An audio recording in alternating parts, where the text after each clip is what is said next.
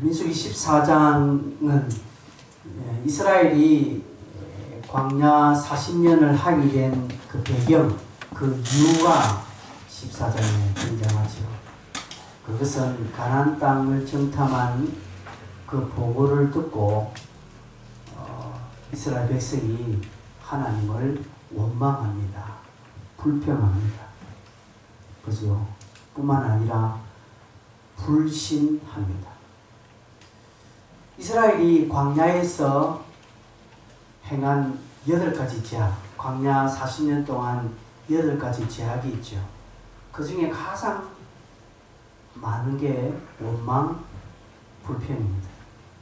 그리고 비방하는 겁니다. 그리고 불신하는 겁니다. 불신. 이 불신 때문에 그들이 한 보름 정도 하면 갈 그 땅을 40년 헤매게 되었다는 사실을 민수기 14장은 설명을 하고 있습니다. 이제 이스라엘은 이제 하나님의 그 심판을 따라서 이스라엘 40년의 여정이 이제 15장부터 시작합니다.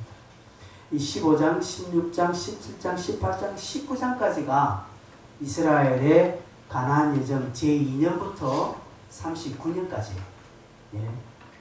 이야기가 19장까지 소개되고 있습니다. 20장부터는 이제 마지막 1년 39년부터 그 다음 해 40년 가나안 들어간 그 마지막 여정 1년이 20장 이후에 이제 기록되고 있습니다. 이제 15장을 시작하면서 이스라엘이 이제 여러 가지 이제 간단한 전쟁을 또 치르고 15장 이제 넘어가면서 하나님께서 이스라엘 백성들에게 이렇게 말합니다. 2절에 보면 이스라엘 자손에게 말하여 그들에게 이르라 너희는 내가 주어 살게 할 땅에 들어가서 라고 말합니다. 이스라엘 자손에게 이르라고 말합니다. 내가 주어 살게 할 그 땅 가나안에 들어가면 너희가 앞으로 이렇게 해라고 이렇게 말합니다. 여러분 14장 30절을 한번 볼까요? 성경 14장 30절에 뭐라고 되어 있습니까? 여분의 아들 갈렙과 눈의 아들 여호수아 외에는 내가 맹세하여 너희에게 살게 하리란 땅에 결단코 들어가지 못하리라고 했는데 여기 15장 이전에는 내가 주어 살게 할 땅에 들어가서 자 물어보겠습니다. 가나안 땅에 들어가는 사람은 누구입니까? 누가 가나안 땅에 들어갑니까? 네? 어떤 사람들이 가나안 땅에 들어갑니까?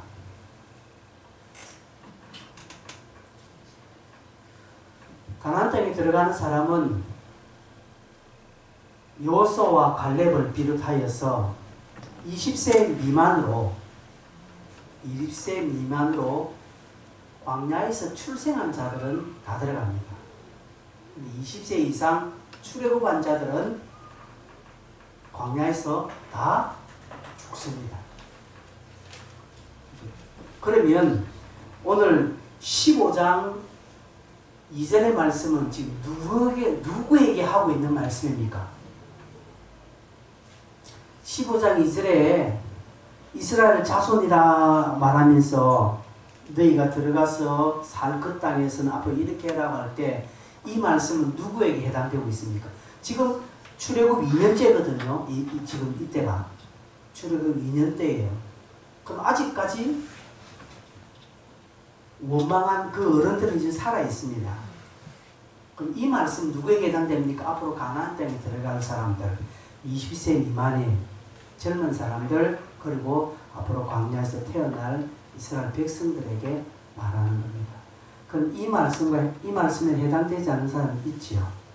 원망하고 불평하고 하나님을 불신한 그 기성 세대들은 이 말씀이 그들에게 주는 말씀이 아니라는 것이죠. 여러분 이게 상당히 충격적인 것입니다. 충격적인 말씀을 들어도 상관이 없는 자들이 있어요. 구세대들은 출애굽을 경험한 구세대들은 이 말씀은 들어도 그들과 관계없는 이야기. 왜? 그들은 광야에서 다 죽기 때문에. 여러분 오늘날도 믿는 자들에게는 이 성경은 해당되지요. 그러나 불신하는 자들은 이 성경이 그들과 관계가 없습니다. 그치? 돌 김용옥 교수가 성경을 잘 압니다. 그 사람. 김용옥 교수가요, 요한복음 강의집도 냈어요. 그 사람이 예수 믿는 사람이 아니에요. 그런데 요한복음 강의집을 그가 냈다니까요. 그러나 요한복음이 그와 관계가 있습니까? 없습니다. 여러분, 믿는다 할지라도 내가 교회 안에서 설교를 듣는다 할지라도 그 설교와 자기하고 관계없는 자들이 있습니다. 이런 불행한 자들이 있다니까. 여러분 매주 설교가 여러분하고 관계 있습니까? 아니요, 관계가 없습니다. 그 여러분의 몫입니다. 말씀을 받는 여러분의 몫입니다. 저 말씀이, 저 성경이 나하고 관계가 있느냐, 관계가 없느냐, 우리의 몫이라는 것이죠. 출애굽한 9세대들이 하나님을 절대적으로 믿었다면 오늘 이 15장 이 말씀이 그들하고 관계가 있다는 것이죠. 이 말씀은 그들에게 행해진 말씀인데 내가 불신했기 때문에 지금 자기 귀에 들려줘도 자기들이 모세를 통해서 말씀을 들어도 그 말씀은 그들과 관계 없다라는 것이죠. 이것은 오늘 마찬가지입니다. 오늘날 교회 안에서 설교를 듣고 성경을 보고 하지만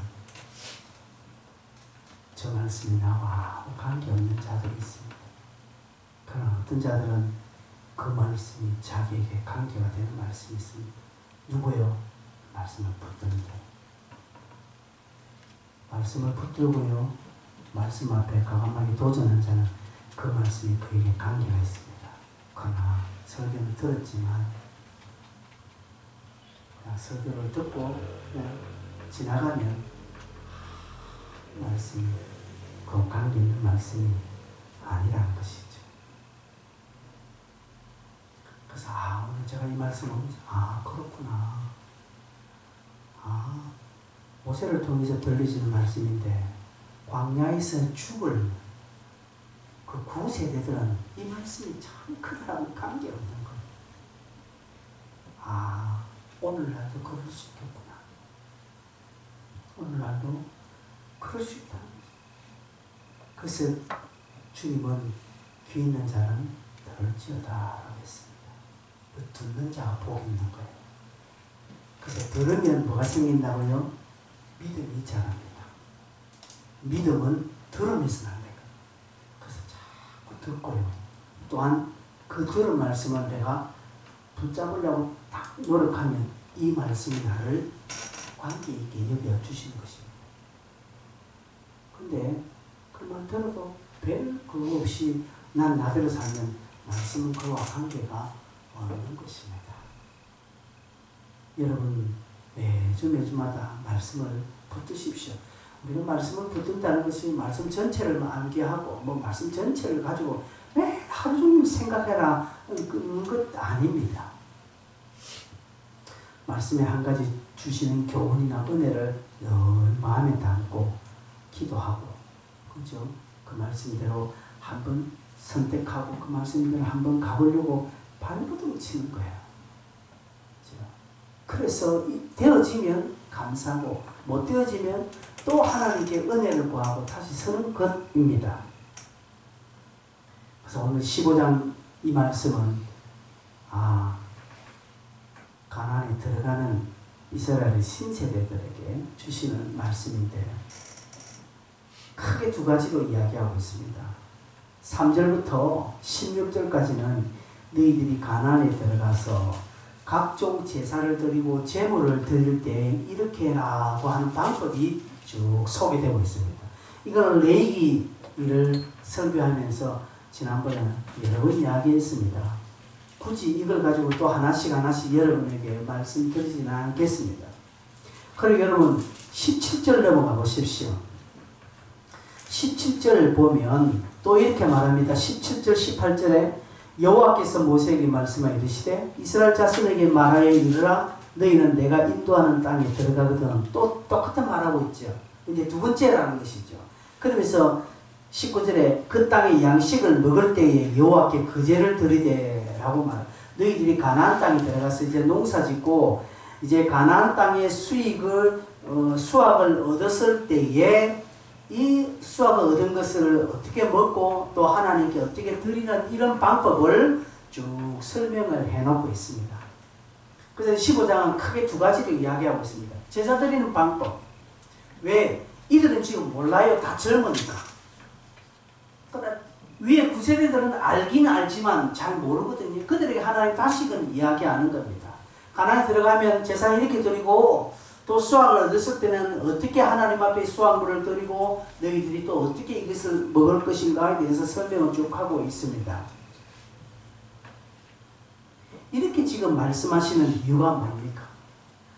우리가 읽기도 지금 서원제, 번제, 화목제 이야기하면서 어떻게 수양은 어떻게 하고 소가지를 어떻게 하고 쭉쭉 지금 이런 부분들이 쭉 소개되고 있는데 우리랑 아무 관계없는 지금 이야기처럼 들리고 이스라엘 백성들도 이걸 어떻게 구체적으로 제사장 위에는 일반 백성들은 이걸 잘 알기 쉽지 않습니다. 이렇게 하나님께서 계속적으로 말하는 이유는 딱 하나 있습니다. 41절입니다. 41절 같이 한번 읽어볼까요? 시작. 나는 여호와 너희 하나님이라. 나는 너희의 하나님이 되려고 너희를 애굽 땅에서 인도해 내었느니라. 나는 여호와 너희의 하나님이라. 한마디로 나는 너희들의 하나님이다 라는 것입니다. 이걸 알려주기 위해서 각가지 까다로운 제사법들 또 까다로운 이러한 제물 드리는 방법들을 소개하고 있다는 것이죠. 나는 너희의 하나님, 즉 로드, 너희들의 주인이다 이 말입니다. 너희들의 통치자다 이 말입니다. 나는 너희들을 이끌어낸 여호와, 어디에서? 애굽에서 이끌어낸 너희의 주이다. 이것을 지금 알도록 하기 위해서 이스라엘 백성들이 그것을 알 수 있도록 하기 위해서 각가지 제사법을 이야기해 놓고 각가지 제물 드리는 방법을 모습 저 모습으로 지금 설명하고 있다는 것이죠. 이들이 하면서 모르겠다. 왜 이렇게 어렵게 했을까? 막 생각할 수 있겠죠. 그럴 때 그들은 우리 하나님은 우리를 애굽에서 인도하여 내신 그 하나님이야. 이 하나님이 우리를 책임지신다. 이 하나님이 나를 이끌어 주신다. 이 하나님 내 삶의 주인이고 나의 통치자라는 것을 이 백성들이 고백하도록 알 수 있도록 하기 위해서 하나님께 이렇게 지금 장황하게 설명을 해 놓았다는 것이죠. 즉 이스라엘의 신앙 고백을 할 수 있도록 하나님께서 그렇게 말씀했다는 것이죠. 여러분, 성도가 하나님을 어떤 하나님으로 고백하는 이 신앙 고백은 아주 중요합니다. 여러분의 신앙을 고백하셔야 됩니다. 하나님 앞에 날마다. 이스라엘 백성들은 애굽에서 인도하신 여호와 하나님이라고 그들은 고백합니다. 오늘 우리는 여러분은 하나님을 어떻게 고백합니까? 어떤 하나님으로 고백합니까? 이스라엘 백성들의 고백 말고 베드로의 고백 말고 사도신경 하는 이런 사도신경의 신앙 고백 말고 여러분이 개개인적으로 하나님을 어떤 하나님으로 고백하고 계십니까? 이 고백을 하나님은 듣기를 원하시는 거예요. 이스라엘 백성들은 광야 40년 내내 이 고백을 하는 것입니다. 제사를 드리면서 제물을 드리면서 들을 때마다 애굽에서 인도하여 내신 그 하나님이 내게 말씀하십니다. 그들이 아침마다 만나를 먹을 때 구름기둥, 불기둥이 움직일 때 그걸 보면서 항상 신앙 고백하는 거예요. 하나님은 우리를 애굽에서 인도하여 내신 여호와 하나님이시라는 사실을 고백하도록 하기 위해서 다양한 제사법, 다양한 제물 드리는 방법들을 지금 소개해 놓고 있다는 것이죠. 하나님은 이것을 오늘 우리에게도 요구하십니다. 듣고 싶어 하십니다. 그래서 하나님은 우리 신앙 고백을 기뻐하십니다. 나의 힘이 되신 여호와여, 이런 찬양하는 것을 기뻐하시는 것이죠. 여러분, 하나님은 어떤 하나님이라고 믿습니까? 여러분, 하나님은 어떤 하나님이라고 고백하시냐, 이 말씀입니다. 그러면서 이제 32절에 내용이 딱 바뀌어집니다. 어떤 사건이 일어납니다. 32절부터 36절에 보면 이스라엘 자손이 광야에 거류할 때에 안식일에 어떤 사람이 나무하는 것을 발견한지라 그 나무하는 자를 발견한 자들이 그를 모세와 아론 온 회중 앞으로 끌고 왔습니다. 그래서 어떻게 처치할 것을 알지 못하는 거로 일단 가두어 놓았는데 35절에 하나님께서 모세에게 말씀하십니다. 그 사람을 죽여라고 하는 것이죠. 온 회중이 진영 밖에서 돌로 그를 칠진이라고 말씀합니다. 그래서 그를 쳐 죽였습니다. 이걸 하나 보면 너무나 끔찍한 사건이에요. 왜 하나님은 이렇게 그를 무지하게 하실 만큼 죽이라고 하셨을까요? 여러분, 이스라엘 백성들이 광야에서 크게 8가지 큰 죄를 저질렀거든요. 첫째 뭐요? 다시 원망. 두 번째 불평. 세 번째 비방하는 것. 지도자를 대적하면서 비방하는 것. 네 번째 불신. 다섯 번째가 안식이거든요. 안식. 이들은 안식일을 참 많이 시험했습니다. 하나님은 안식일을 거룩히 지켜라고 그들에게 말씀했습니다. 안식일을 거룩하게 지킨다는 것은 그 안식일 그날이 무슨 특별한 신비로운 날이라서 그날을 지키면 그날의 어떤 그 안식일이 신비로워서 그날의 어떤 기운이 우리에게 막 전달되기 때문에 지키라는 것 아니라 안식일을 지키라는 것은 안식일을 쉼으로 말미암아 다시 한번 하나님을 더 경외하고 하나님을 의지하라는 그들의 믿음을 하나님은 보기를 원하시는 것입니다. 안식일을 지키는 것을 통해서 하나님을 신뢰하는 것을 하나님은 보시겠다는 것이죠. 이것을 철저하게 교육시킨 것이 만나와 메추라기입니다. 이들이 만나가 내렸을 때에 매일 그날 해당되는 만나를 하나님은 거두었죠. 근데 어떤 욕심 있는 사람은 이틀치를 막 거둬버렸어요. 그래서 그날 아침에 오늘 먹을 거 내일 거두면 되는데 내일 것을 미리 내가 거뒀다고 해서 그 다음날 자기는 안 해도 되겠지 생각해서 보니까 그날 이틀치 거둔 것은 다 썩어버립니다. 안식일은 만나가 안 내리니까 토요일날 안식일 전날은 이틀치를 거두도록 합니다. 그래서 어떤 불신한 사람은 내일도 내리겠지 설마 안 내리겠네 매일 내리는데 설마 안 내릴까 하다가 오늘 하루만 딱 정해놓고 하루만 딱 거뒀다가 그 다음날 안식일 되는데 안 내리는 거예요. 쫄딱 굶는 거예요. 그래서 안식일은 날이 중요한 것이 아니라 네 계획대로 살지 말고 네 판단대로 네 머리 잔머리 굴려가면서 살지 말고 하나님을 의지해라. 하나님을 의지하는지 안 하는지 보고 싶은 것이 안식일이라는 것이죠. 여러분, 오늘날 이제 이 안식일이 주일 개념으로 바뀌었는데 하나님을 사랑한다, 내가 하나님을 믿는다라는 신앙의 최고의 표현은 주일을 지키고 예배하는 것입니다. 그래서 하나님은 그것을 통해서 네가 나를 신뢰하는구나. 안식일날 교회 안 하고 예배 안 드리고 자기 마음대로 삶을 사는 사람 보면 하나님은 너는 나를 믿지 아니하는구나 라고 그렇게 한다는 것이죠. 안식일을 지키라고 말하는 것은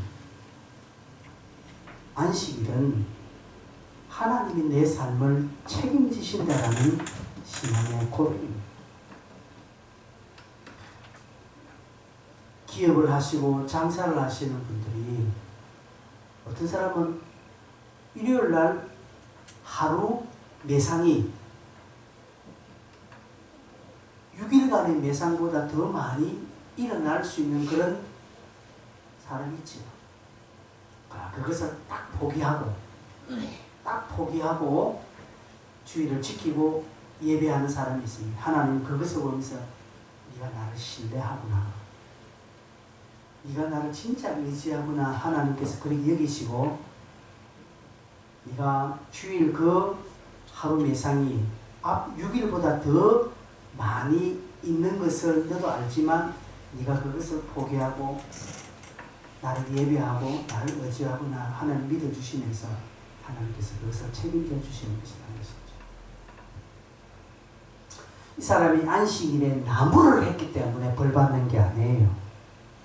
나무하는 것은 나쁜 것 아닙니다.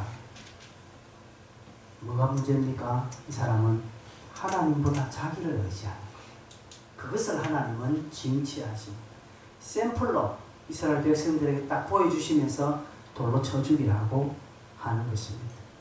여러분, 무엇을 한다라는 것 자체가 아니라 하나님과 전혀 관계없이 한다라는 것이 더 문제입니다. 여러분, 우리는 어떤 사람은 뭐 안 되면 그 일을 했기 때문에 안식일에 나무를 했기 때문에 안식일 내가 이 일을 했기 때문에 어려움을 당했다라고 이야기하는 사람이 아니, 일의 종류가 아닙니다. 무엇입니까? 하나님과 전혀 관계없이 일한 것을 하나님은 징치하십니다. 내 삶에 지난주에 설교했죠. 내가 이것을 결정하거나 저것을 선택할 때 전혀 하나님과 관계없이 내가 이것을 선택하고 저것을 선택할 때 하나님은 징치하시는 거예요. 네가 나를 신뢰하지 않구나. 네가 나를 의지하지 않구나. 그렇게 여긴다는 것이죠. 내가 학교를 선택하고 직장을 선택하고 사람을 선택하고 결혼을 위해서 무언가를 중요한 인생에 무엇을 선택할 때 아니 그것이 아니라 할지라도 소소한 내 삶의 어떤 수많은 선택거리 있을 때 늘 하나님과 관계하고 하나님과 연관하여서 내가 이것을 선택하고 내가 저것을 선택할 때 혹 그 선택이 내게 불리하고 혹 그 선택으로 말미암아 내게 손해가 왔을지라도 하나님께서는 그것을 받으시고 갚아주시고 인도해 주실 것이라는 나의 믿음이 있기에 그렇게 한다는 것이죠. 비단 안식일 뿐 아니라 모든 것입니다. 그래서 사도 바울은 로마서 14장 23절에 믿음을 따라 하지 아니하는 모든 것이 죄라고 말하고 있습니다. 너희들이 그렇게 된 것은 믿음을 따라 하지 않기 때문에 그렇다면 먹고 마시는 뭘 먹었느냐 뭘 먹지 않았느냐 이게 중요하지 않고 믿음을 따라 하지 아니하는 것이 문제다 이 말씀입니다. 여러분 우리는 오늘날 우리는 다양하기 때문에 주일날 내가 중요한 시험 치러 갈 수 있습니다. 그죠? 주일날 내 삶에 너무나 긴박하게 너무나 중요한 일이 있어서 주일 내가 예배를 드리지 못하고 그냥 갈 수 있습니다. 우리가 그 사람 잘못됐다고 말하는 거 아니에요. 우리 가야 돼요. 그러나 이 사람이 그렇게 할 때 믿음을 따라 할 때 그것은 허물이 되지 않는다는 것이죠. 그러나 전혀 믿음하고 관계없이 그냥 자기 임의대로 자기 정욕대로 결정하고 자기의 유익을 따라 결정하면 하나님은 그것을 징치하신다는 것이죠. 믿음으로 받지 아니한다라는 것이죠. 특별히 광야시대는 더 그렇습니다. 오늘도 광야시대죠. 그때와 지금은 다릅니까? 아니요, 같습니다. 말씀을 호도하면 안 되는 것이죠. 그때 하나님이 오늘 우리의 하나님이고 이스라엘 백성의 하나님이 오늘 우리의 하나님이기 때문에 통일한 것이죠. 그래서 여러분 뭘 하든 간에 믿음으로 결정하셔야 합니다. 이것이 애매하죠. 믿음으로 결정한다는 것은 애매해요. 자기는 나는 믿음으로 결정했다라고 말하면 아무도 알 수가 없습니다. 그러나 하나님은 아십니다. 하나님은 중심을 보시기 때문에 우리는 사람을 알 수 없으나 그 개개인이 우리 모두가 각자가 하나님 앞에서 믿음으로 결정하는 거예요. 그래서 내가 손해를 봐도 아니면 내가 이 일에 나의 인간적인 어떤 것이 있다 할지라도 내가 믿음을 따라서 하나님 내가 이번에 이렇게 하겠습니다. 정말 하나님을 의지하는 마음으로 믿음을 따라서 그것을 결정하고 그것을 행할 때 하나님은 받아주시고 인정해 주신다는 것이죠. 자, 37절부터 이제 끝절 40절까지는 이런 이야기를 합니다. 옷단 귀에 술을 달아라. 여기 술이라는 것은 장식품을 말하는 것이죠. 그렇죠? 이스라엘 백성들이 광야 시대에 입는 옷의 겉옷은 그냥 어떤 우리처럼 이런 어떤 디자인이 된 옷이 아니라 그냥 평범한 펴면 딱 네모짜리 담요 같은 것입니다. 그걸 이렇게 이제 안에 속을 입고 겉옷에는 이제 그걸 휘두르는 거예요. 이제 또 광야의 모래바람도 날리고 하니까 나중에 머리도 좀 볼 수 있도록 이렇게 몸을 전체 휘감는 그런 어떤 겉옷을 말하죠.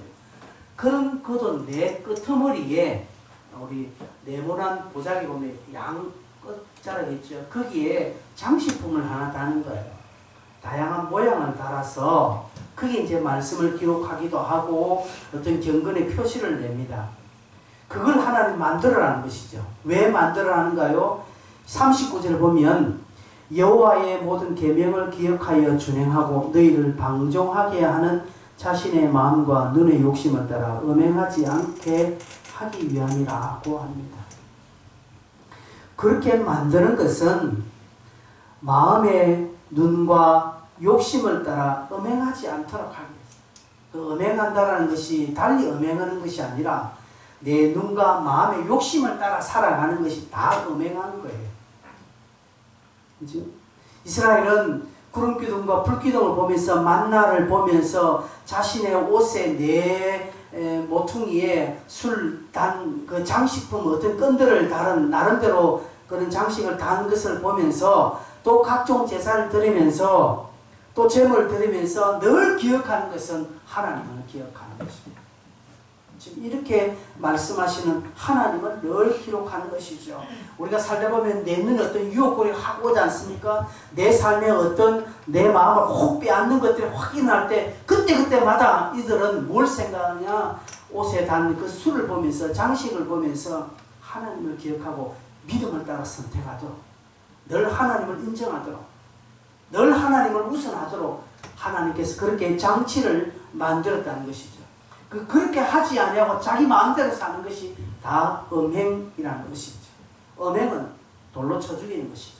그래서 조금 전에 안식일을 범한 자들 돌로 쳐 죽이는 것은 지 마음대로 살았다는 것이죠. 자기 눈과 정욕대로 자기 계산대로 살았다는 것이 하나님 그것을 음행으로 보고 돌로 쳐 죽이는 것이죠.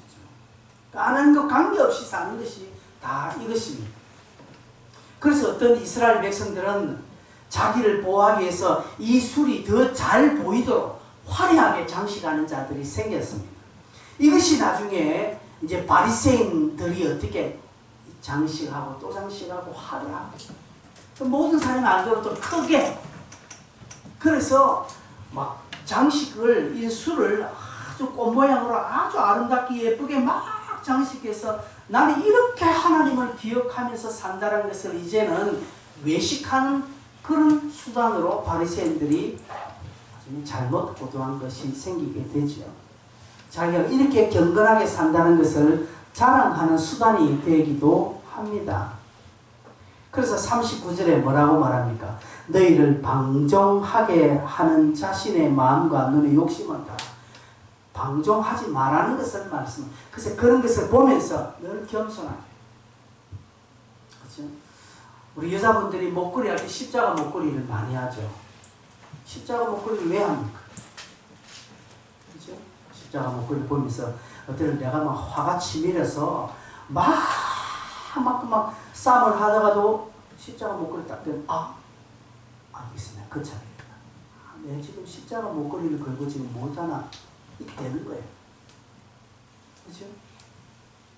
많은 분들이 차를 타면서 차 앞에 백밀러 거기 보면 십자가 같은 거 탁 걸어놓고 있는 사람 있어요. 그러다가 막 자기 마음대로 도로 법규도 어겨가면서 그러고 누가 앞에 차를 탁 끼게 되면 막 창문 내려가서 10원짜리 욕하다가 딱 앞에 걸려있는 십자가 딱 보니까 여기 이러면 안 되지. 끊는 겁니다. 이게 술이라는 것입니다. 우리 삶에 이런 것들이 많아요. 그래서 여러분 이런 것들을 여러분 신발장에 대문 나갈 때 벽면에 저 하나님의 말씀을 기억하고 이런 장치들을 만들어 놓는 것은 중요하지요. 왜 그렇습니까? 늘 하나님을 의식하도록 하기 위한 거죠. 내 삶을 방종하지 않도록 내 눈과 마음의 욕심을 따라 살지 아니하도록 오늘도 내 마음대로 내 욕심 따라 내 기분 따라 생각하고 결정하고 살아가는 하루가 되지 않도록 하기 위해서 자꾸 내 주변에 어떤 영적인 것을 돌아볼 수 있도록 만드는 그런 어떤 장치들이 많으면 많을수록 좋습니다. 그래서 술을 만들고 그래서 어떤 사람은 핸드폰 첫 화면에 성경구지 딱 되도록 해놓으면요. 그거 보고 난 뒤에 바로 그 다음 잘못된 길로 갈 수 없다는 것이죠. 이렇게 말하는 것은 하나님을 기억하라는 것이지. 15장은 딱 한마디입니다. 나는 네 하나님이다. 네가 매사에 나를 기억해라. 네가 매사에 뭘 하든지 나와 연관된 결정을 하고 나와 관계된 결정을 해라. 순전히 네 마음 따라서 네 기분 따라서 네 마음대로 결정하지 말고 항상 나와 관계된 결정들을 해라. 그러면 내가 너를 책임져 줄게. 라는 것이 15장의 내용입니다. 성도 여러분, 남은 3일간 하나님과 늘 관계를 맺으십시오. 늘 하나님과 관계를 맺는 삶의 결정들이 나오고 행동들이 나오면 그 사람은 경건한 사람. 그게 경건한 것입니다. 주일 한번 반짝해서 되는 것이 아니라 우리 청년들이 전을 합니다. 전을은 경건하게 만들어주는 술과 같은 역할이에요. 이제 오늘 전을 나눠주면 내일부터 해야 돼요. 그래서 생각해 만들어요. 그러면서 하나님과 동행하게 되는 거예요. 그 자체가 하나님의 동행의 수단이 되는 거예요. 그래서 한 주 남은 기간도 하나님과 밀접한 동행 그런 관계가 일어나시기를 바랍니다. 찬송하겠습니다.